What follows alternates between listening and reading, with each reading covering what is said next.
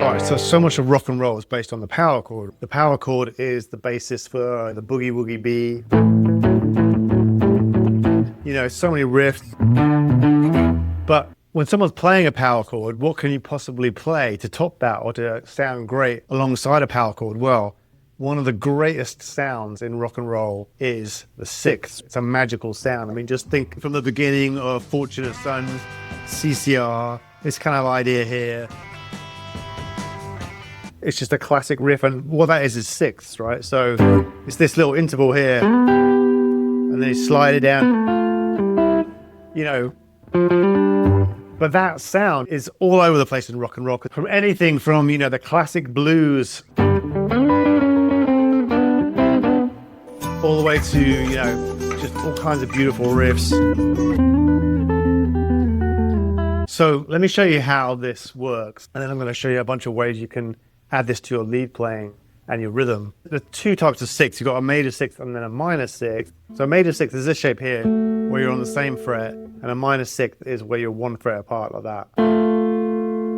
So the first thing you're going to want to do is learn how to harmonize a major scale. Now it's pretty easy to do. Here's how it sounds in the key of E. Now this follows along with the chord patterns in a major key, where you have major, minor, minor, major, major, minor, and then diminished or half diminished. With this particular shape, you're starting on the third of the chord, so you're playing the third of the chord and then the root note on top. So this is the basic shapes here. So it's a great little pattern to learn.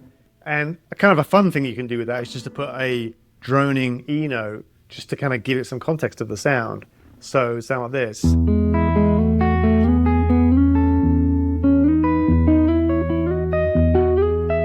right there, you can start making music just with that, you know.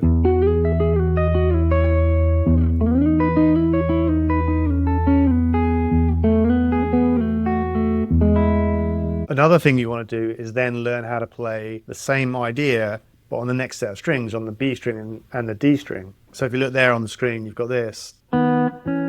Still on the key of E.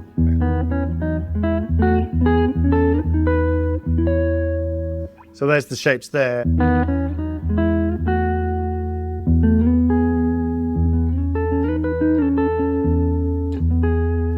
Now, it can be kind of confusing to know which is the shape. Is it major or minor? But you can learn these little patterns here. Or you can just kind of follow your ear, because as you're playing up through those patterns, you can kind of choose, like that sounds nice. If I go to the next one, kind of sour, so I'll choose the minor sixth instead. So you can kind of just follow your ear as well. And one of the basic ways this works is, you know, in any given key, you have 7 chords, and they'll always go in the sequence of major, minor, minor, major, major, minor, half diminished, which is kind of like a minor, and then back to the major again. So it kind of follows that pattern. But let me show you kind of an easy way to kind of break that down, because that can be kind of a lot of stuff to remember. So what I'm going to do is just kind of show you this way of playing sixths that's really easy to remember. And this will be based around playing over the blues. So when you think about the blues, one of the fundamental things about it is blues isn't actually in any one key. Every time you change chords in blues, you're actually modulating to a different key. It's a progression of sevenths. For example, blues in A, you're going from an A7 to a D7, and then you're going to an E7. And there's only one key that has an A7. There's only one key that has a D7, only one key that has an E7 in there, right? So you are actually changing keys. One of the ways that blues players play is they'll actually change key with each chord, and they'll play over the chord, you know, using certain licks and motifs and stuff. So let me show you one that you've probably heard before. It's a classic little sixth turnaround, right? It's this one here. Now, there's a million variations on that. That's basically the Delta blues turnaround, right? Now, what that is doing is outlining the sound of a 7th chord, right? So if you're playing in the key of A, there's the 6th that is built from the 3rd of the chord and then the root on top. And then what we're going to do is we're going to kind of walk up through this one here, and then you're going to chromatically walk up. So you're basically going from here to here, but chromatically. That's a great little pattern. And what you're doing there is you're basically encircling an A chord. So it's kind of like it's almost like if you've built those chords out, it'd be like, and then that sound, right? So now you can do that over any dominant 7 chord. So if I say go up to the D chord here, I can just do the same thing. I'm just picking out the third of the chord and then the root on top. And then same thing over the E chord. So then what you end up with is this cool, it's kind of like a scale. It's not really exactly a scale, it's more like a pattern. But you put it all together, you get this.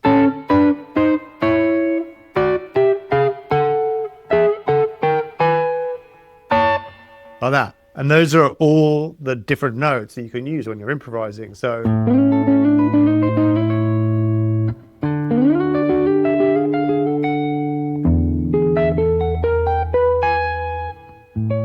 once you've learned that, you can just kind of break it down to those 3 shapes. And then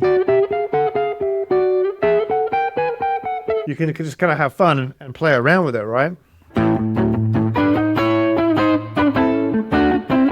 Okay, now what you can do then is play the same idea, but on the next set of strings. So you've got the A. Now, if you just go down 2 frets down to here, you've got this same shape here, which is from the D chord, right there, and it's like this. And then for the next one, so you've got this.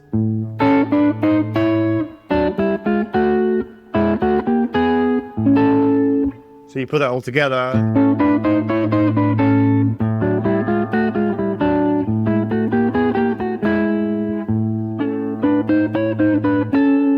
Now, all of a sudden, you've got this network of 6 all over the neck of the guitar. And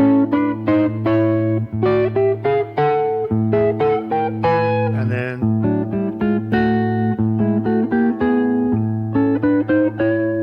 so you can start to take that and then build really killer riffs.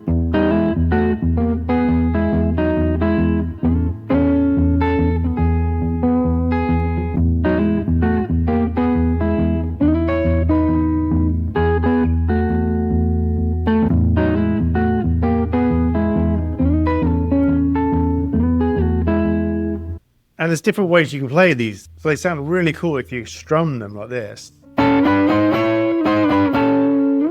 Or you can separate them out and play them staggered.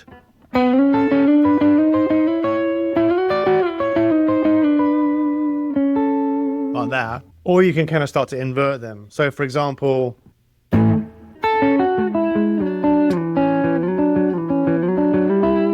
so some great riffs that use this kind of idea, songs like bands like Supertramp, where it's basically what you're doing is you're droning over an A, and then you're just using those shapes there, and it just you can just create a lot of cool licks right there.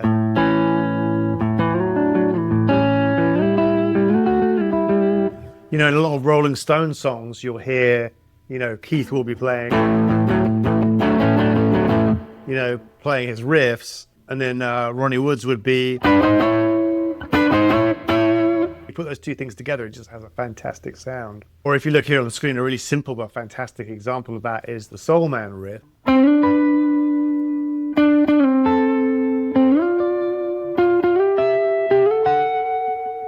So, that riff's there, it's just that major 6th sound, just sliding it around like this. Or what about Brown Eyed Girl, which is famous for the thirds. And, an interesting thing about 6th and thirds is 6th and thirds are like cousins, because a 6th is an upside down third. If you're in the key of a G, what you're doing is you're pulling out the major third here, and then the root note. And that's a 6th, that's a minor 6th apart.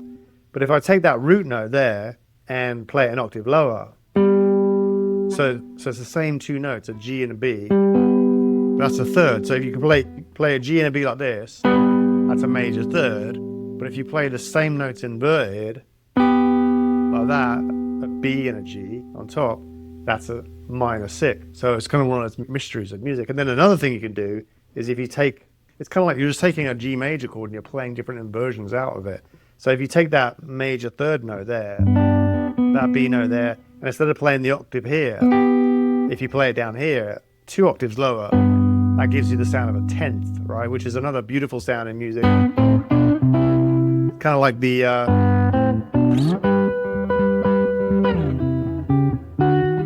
that kind of sound is tenths, right?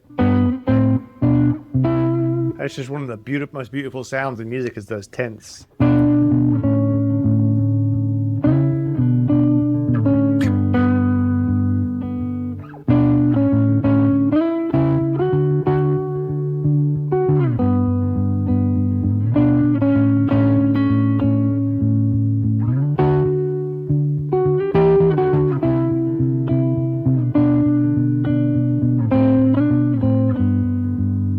So you can create really beautiful sounds by mixing those major and minor tenths. Another example, that going back to Brown Eyed Girl, the verse part of that song.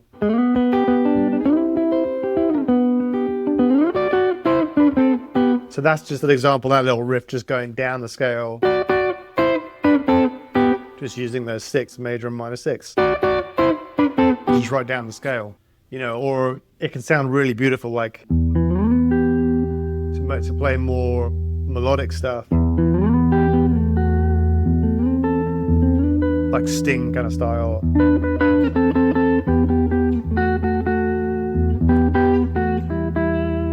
All that is just 6 again. That has that beautiful sound. So just take that playing in the key of A, learn that little scale pattern. And then down here. And